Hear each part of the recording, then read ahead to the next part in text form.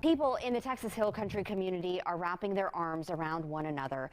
This is as search and recovery efforts continue nearly a week after those catastrophic floods swept through central Texas. Much of the search is on horseback.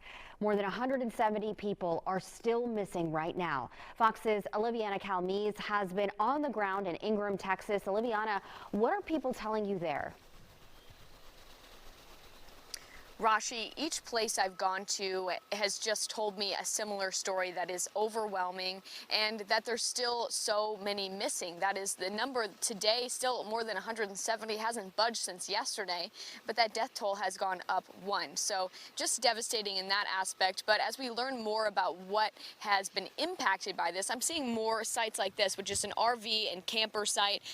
This whole area was just mangled up because of that water pressure. But you can see down here, kitchen utensils like a spoon, and that just shows you that, you know, inside of people's homes were gutted here. There was this was a nice vacation spot here too, but there were permanent homes on this location, and if you go down here you can just see how those have ended up in piles, and many people have been over here clearing up, cutting these trees down. But people here tell me that there's just no way it could go back to normal because there's too many pieces to pick up in this. And each time you find something, you have to wonder what story is behind that.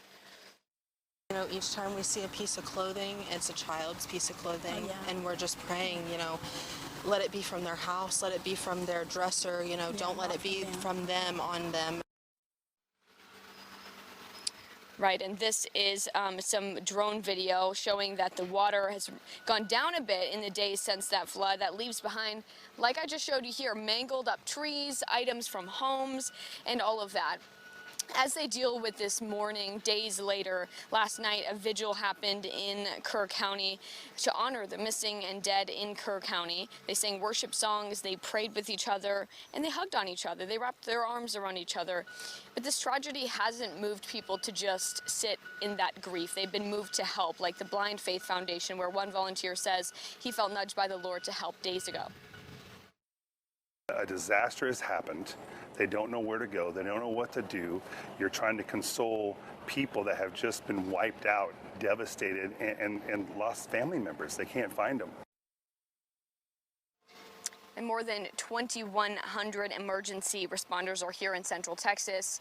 We know 10 states are helping out already. 2 more, those responders from 2 more are on the way here. President Trump will be surveying the damage here tomorrow.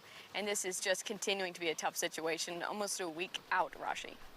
All right, Olivianna, so I know that tragedies are just all awful. What makes this one different than others?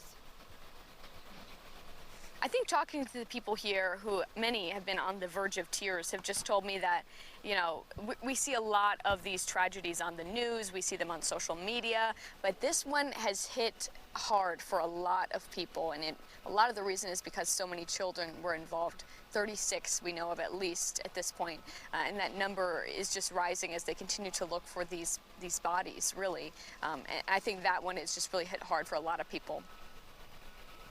It really has. Thank you, Olivianna, for that live report. Well, a former local volunteer firefighter is among the victims in the deadly flooding in Kerrville. Fox 26's Jillian Hartmann is in League City, where the community is mourning the loss of one of their own, Jillian. Yeah, the devastation in Kerrville hits home here in League City. A former local volunteer firefighter tragically died in the flood. Here's his photo. Take a look. This is Brad Perry. He was just 49 years old, and he was a former League City volunteer firefighter. He was camping in his RV with his wife, Tina, when they were swept away in the floodwaters, and his body was recovered Tuesday night. His wife was found in a tree after rescuers heard her screaming for help. She is recovering now in the hospital.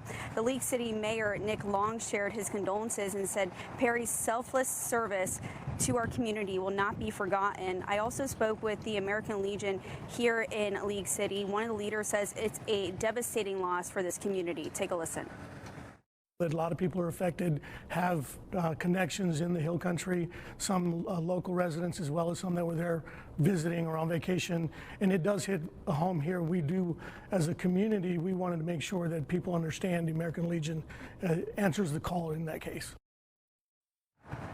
Now the American Legion here is stepping up to help the flood victims and the first responders in Central Texas. They'll be collecting donations for the next several weeks. I'll have that part of the story tonight at 6. Reporting live, I'm Jillian Hartmann, Fox 26 News. And you can stay up to date on Fox 26 for the recovery efforts happening in the Hill Country. We have a section actually dedicated on our website, fox26houston.com, with names of all of the Houston area victims, also ways that you can help. Earlier, we spoke with the Harris County Judge, Lena Hidalgo, about the flood disaster, and she says her thoughts and prayers are with those impacted. And she said Houston is sending relief to affected areas. We are sending help per request that we've received from Kerr County. So we've sent 6 fire engines with 4 firefighters each.